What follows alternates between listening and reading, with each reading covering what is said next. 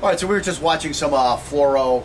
What were they? Fluoro Unstoppable. What Unstoppable was it? Raymond Fluoro. Raymond Fluoro. Ray Fluoro on YouTube a little bit, and we were watching his little quick attack. The reason we were talking about that is we were talking about just how to accelerate your attacks and that type of stuff. And of course, the principles that he uses there when he has to cover any distance are the same as I'm teaching here, where the leg comes up to lean forward, the hand going out and lunging off the back of the leg.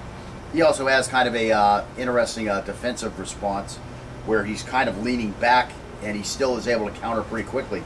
The problem with him is, the guys that he's usually sparring with are chopping up his hands so bad that he would be out of the fight. But anyways, then we start talking about that, and what we saw was another video where he uses a timer like you would use for a handgun competition, and when it beeps, he then has to go and strike with a knife, and to see how quick it is, he hits a tambourine so that there will be a noise that will turn the timer off. And what he saw is that his strike on an impetus of the beep from the timer, he can get out and strike the target within 0.23 seconds. Now, of course, that's his specialty, is that speed strike like that. And your strikes may not be that fast. But if your strikes are even anything close to that fast, think about the problem that the guy being attacked has. And again, these are attacks with inside contact distance. The problem is, okay, this guy decides he wants to attack. So his impetus is to take action on his decision. Now, you don't know exactly when that's going to happen. All you know is all of a sudden the knife is coming at you. So now you have to interpret that motion as an attack is coming at me. That takes time. Now you have to interpret where the attack is coming at you, where it's going to intersect you at, and then you have to fashion a defense. So all that takes time, and the response time of that is going to be much greater than a quarter of a second. You're looking at a second in the fastest guys, and over a second in guys who may not have as quick of a reactionary turnaround there. So what does that mean to us? What that means is that we don't want to be in a situation where we have to respond to an attacker. And that's what lesson 6 is all about, is about attacking. So we've looked at targets, and now we're looking at what are we going to do when we're confronted by a threat. Are we going to sit there and wait for him to attack us? And again, this is one of the things I talk about in the handgun disarm class, is as soon as you see the gun, you have to start your disarm. There's no, I'm going to lift my hands up for him and then do my disarm. There's no, I'm going to wait until that I really think he's going to shoot me and then I'm going to do my disarm. Of course, you may have to do that, okay? But that is your plan B, okay, when the contingency of a weapon comes up. Plan A is, as soon as you see the gun, get your shit in motion and bring the attack to this guy. Now put him in the reactionary thing where he's got to go, oh my God, what's happening? Is this guy moving towards me? Oh my God, yes, he is moving towards me. Oh, I've got to get my gun on him. Oh my gosh, he's moving to the side. I've got to turn my gun. Okay, now that took me like 5 or 6 seconds to verbalize that. In your mind, that's happening in microseconds, okay? It's happening very quickly, but unfortunately, you're behind on the OODA loop, and you're not going to catch up, okay, if you're the bad guy. If you're the good guy, you're already in your action phase, while this guy is trying to reorient to where you've moved to, okay? Same thing with an offensive attack with a knife. As soon as you see this guy has a knife, okay, and he's in your area, and he's not supposed to be there, okay, and you have interpreted his actions as a threat, self-defense should begin. I mean, what are you going to do? You're going to wait till he gets all ready, and then you're going to do something. Remember, we've already got the knife palmed, okay? We've seen this guy following us to our car. Now, he may just be going to the next car down, okay? So we can't just start accosting this guy and whipping our knife out on him immediately. I mean, we need to go about our daily business being cognizant of what the F he's doing, okay?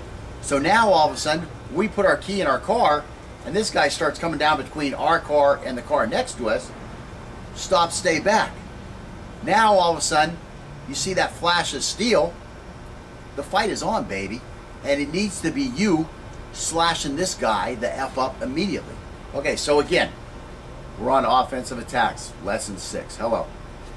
Whenever possible, we should initiate the attack rather than letting the threat take the initiative. Counterattacking takes more skill, and a mistake will probably mean a significant injury. When we're on the attack and we miss, there is less chance of being injured because the threat is focusing on defending rather than attacking. When we feel our life is threatened or that we are in imminent danger of serious bodily injury, we should look for ways to initiate the attack. Our attack is our self-defense. Many people talk about the will to survive required for succeeding in a life and death encounter, and this is very important. However, concepts should not take a back seat. Relying only on a huge blast of adrenaline could get us in a lot of trouble. If we have a well-practiced way to getting clean and do the job while greatly limiting our risk, by all means we should use that concept. The concepts taught in this course are not as down and dirty as some other legitimate concepts. These concepts require more skill than a jailhouse shanking or assassination attempt. This is because we have gained more skills by doing all the drills in the preceding lessons. And the biggest benefit of having more skills is more flexibility in attacking. We can now perform numerous techniques that are built from foundations and concepts that we have learned in practice. By the end of this lesson, you will not only be able to do more sophisticated attacks, but you will also be able to do the simple, straightforward, down and dirty jailhouse shanking assassination attempt techniques in a safer manner than many other systems teach. If we take the time to study hard and practice often enough, to ingrain the fundamentals and concepts of these techniques into our being, then concept can be a greater factor in determining victory than sheer will. Okay, so the following attacks against an unarmed assailant and the attacks against an armed assailant will relate to the position the threat is in. However, they all have similarities. With practice, we may find that the attacks work well for us, or we may want to alter the attacks to suit our fundamental strengths. The best thing about these attacks is that they are easy to alter, and we'll be practicing many variations as we continue the course. So again, the fourth fundamental of the course is to be flexible and to use what will work now rather than relying on one concept. The one thing to point out is that any attack we plan on using should be practiced on as many different styles and people as we can find. We'll have plenty of opportunities to do that in the next 3 lessons. In real combat, we will probably not get a second chance to perform. In real combat, we will probably not get a second chance, and performing any concept properly or improperly the first time will probably be the last time the threat gets a chance to see us performing it. So again, if we perform it properly and in this guy's life, it's his last chance to see it. If we perform it improperly and he ends our life, it was his last chance to see it. So anyways, what we're going to look at now is attacks against an unarmed assailant. Now this may sound absurd, but again, if you're the smaller guy, or if you're a female, or if, again, a guy comes up and threatens you, he doesn't have a right to come up and threaten you. He doesn't have a right to come up in your face and demand your car keys or your money, okay? And you have a right to defend yourself, okay? Using a knife against a threat is an acceptable response in many locales, okay? In your locale, they may have that thing where you can't go above the other threat. I can't remember what they call that. But it's like if a guy is fist fighting you, you can't pull out a knife. If a guy is knife fighting you, you can't pull out a gun. I don't even know if these are real laws. I remember, you know, again, sitting around in the Marine Corps drinking on a weekend and having guys tell me that, you know, you can't go to a higher level of threat, you know, in certain locales. I don't know where that would be. I've never lived in one of those places. But in general, you know, when you have to defend yourself, you can use whatever means you have to defend yourself. The big thing is that you have to prove in a court of law that self-defense was necessary. Again, what you use to defend yourself is inconsequential. I mean, you were in a situation where you felt there was a chance where you could be killed or receive serious bodily injury, and you defended yourself. You know, you're going to grab the first thing around. Well, I happen to carry a knife. So again, attacks against an unarmed assailant are practical and realistic, okay? That's the first thing I want to say before we start that argument. There is no argument. If you make post comments about it, I'm just going to remove your comment. It's never going to see the light of day because you are an absurd individual. If you think that in your self-defense, you know, you're going to use the minimum response possible. It's just not practical, okay? Your life is on the line, or, you know, you're having to spend the night in the hospital, or a week or a month in the hospital, and spend months rehabbing from the injury that you received because you didn't use the best means of self-defense available to you. Again, that's your choice, and again, there may be a locale where I go someday where that actually is the law, and I'll have to deal with that at that time. Of course, I also am, you know, a hand-to-hand guy also, and a stick guy, so I do have, you know, I can pick which level I need to do, but believe me, I'm going to go to the most lethal method that I have available to me first, okay? I'm not playing around. I may pull the knife to get you to stay away from me, but as soon as you come towards me, I'm stepping off and moving the center line and dropping two inside your head. So, I mean, that's just the way it is. The knife is definitely my secondary weapon. I may use it as a threat display to get you out of my face, but when the fight actually starts, the gun's coming out. All right, let's see. Attacks against an unarmed assailant can be justified for several reasons, and thus are necessary. Just because we have a weapon and someone does not mean that a threat is any less of a threat. The rules are the same against an unarmed attacker. If we need to defend ourselves against the possibility of life, a loss of life, or serious bodily injury, we need to use the maximum force legally available until we are certain that the person is no longer a threat to us.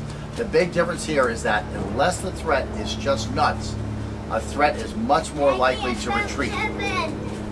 When the threat begins to retreat, we no longer have a need to defend ourselves, so we must stop our attack unless we have the legal right to pursue. So again, yes, we do have a right to use the weapon in our self-defense, but once this guy is no longer threatening us, we need to stop, okay? We can't now chase this guy down the street with his back turned towards us as he's trying to escape and stab him 18 times.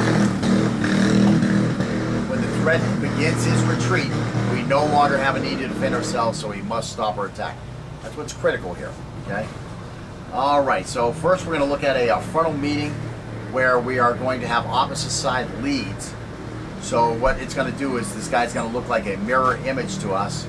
We're going to be leading with our left leg, and the threat is going to be leading with his right leg. Okay, so first off, the advantage here is that we practically have the threat flanked already. When we attack, his only choices are to turn away from the attack or to jam it with his lead arm.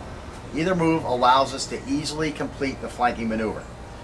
We deploy our weapon in a manner that is not viewable to the threat and attack from a casual stance with what I call a head-to-toe cut on angle 1. The initial slip attack should take us to a flanking position on the threat's lead side. After the initial attack, follow up immediately with a palm strike using our empty hand and finish the strike by grabbing the front of the threat. We are then going to continue the attack by kneeing the groin outer thigh with our rear leg. We're then going to take the rear with a step and drag while catching the shoulder we have just flanked with our free hand. If we can't immediately get behind him, get our free hand into his eyes or just hang on to him while hooking an angle 6 thrust into his kidney area. Be careful again to avoid the spine, ribs, or hip bones. Now, if we are able to get around him, simultaneously to the second step and drag, we're going to reach around to the far side of the threat's neck with our knife hand, as again we roll the handle, and we're going to finish by slashing the throat wide open. We're going to mount as he falls and cover his mouth with our body to keep him from choking too loudly. Again, this we're getting into sentry removal here. If he continues to struggle, try to work the knife into the side of the throat or into the area below the back of the skull where the spinal cord comes out. So again, we'll work on this a little bit and we'll get ready to show you this.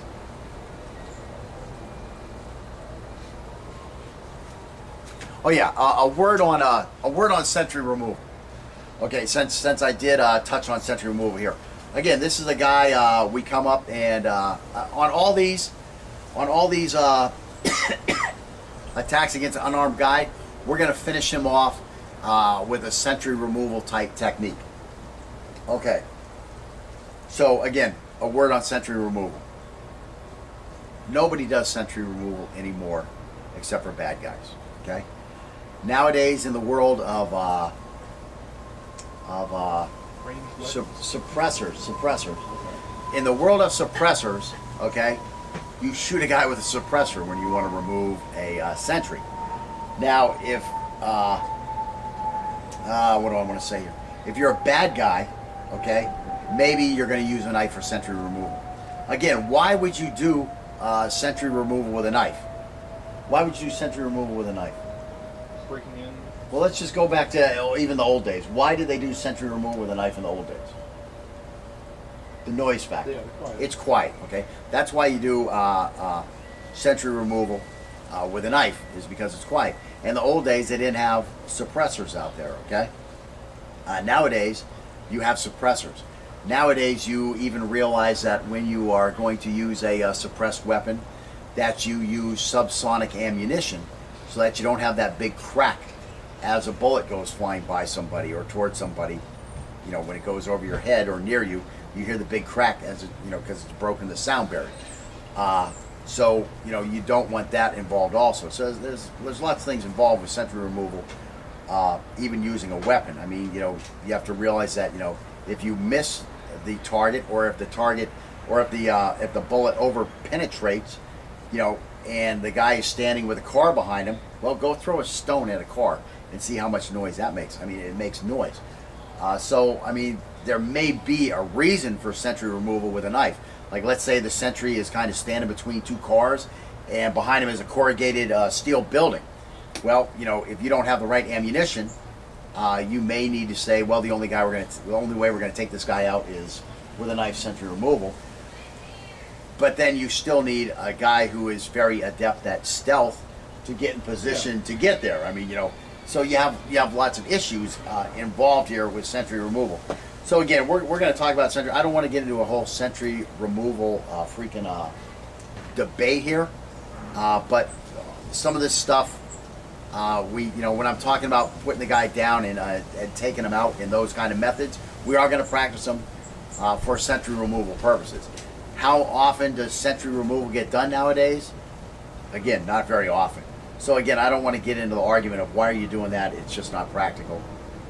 We're just going to do it, okay? Because again, you may, who knows? You know, WROL comes in, and you know somebody takes us over, and you don't have access to suppressors. You know, you have limited weaponry, that type of stuff. You know, what are you going to do? Well, so we're going to practice these techniques. I like having them in my toolbox. So again, don't get all offended when we're holding each other down and stabbing the guy in the throat 3 more times to shut him up, and then going to the cerebral cortex to try to shut everything down immediately. It's a skill that we want in our toolboxes, and I don't know if he wants it in his toolbox, I do. but he's getting it for the price of the course. So anyways, don't get too squeamish on me. All right, so we were just watching some fluoro. What were they? Fluoro Unstoppable? What Unstoppable was it? Raymond Fluoro. Ray Fluoro on YouTube a little bit, and we were watching his little quick attack. The reason we were talking about that is we were talking about just how to accelerate your attacks and that type of stuff. And of course, the principles that he uses there when he has to cover any distance, that his strike on an impetus of the beat from the timer, he can get out and strike the target within 0.23 seconds. Now, of course, that's his specialty, is that speed strike like that. And your strikes may not be that fast. But if your strikes are even anything close to that fast, think about the problem that the guy being attacked has. And again, these are attacks with inside contact distance. The problem is, okay, this guy decides he wants to attack. So his impetus is to take action on his decision. Now, you don't know exactly when that's going to happen. All you know is all of a sudden the knife is coming at you. So now you have to interpret that motion as it are the same as I'm teaching here, where the leg comes up to lean forward, the hand going out and lunging off the back of the leg. He also has kind of a interesting defensive response where he's kind of leaning back and he still is able to counter pretty quickly. The problem with him is, you know, the guys that he's usually sparring with are chopping up his hands so bad that he would be out of the fight. But anyways, you know, then we started talking about that, and what we saw was another video where he uses a timer like you would use for a handgun competition, and when it beeps, he then has to go and strike with a knife, and to see how quick it is, he hits a tambourine so that there will be a noise that will turn the timer off. And what he saw is